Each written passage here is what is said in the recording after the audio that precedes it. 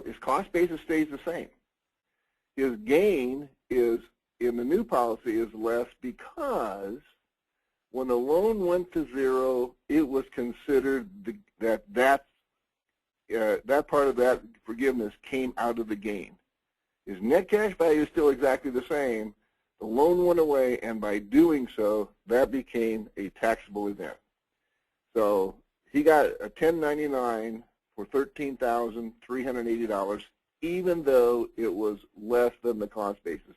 This is probably the only way that I know of how on life insurance, other than being a MEC, that you would be taxed on earnings out first, is when you do a 1035 with a loan and the loan goes away. So the new policy did not bring over the loan with it. It's very rare any companies will take those anymore. Therefore, in this situation, when you do a 1035, it's considered, and the loan goes away, then it's considered that that's the time it's money out or earnings out first. So how do we solve this problem? Say George was your client. What could we have done?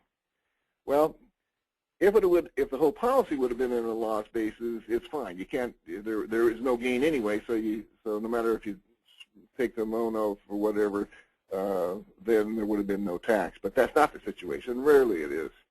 One option is pay the loan back. Write a check for $13,380, pay the loan back, and then do the 1035.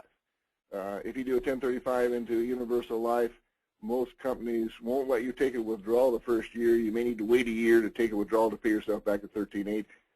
An idea but rarely used.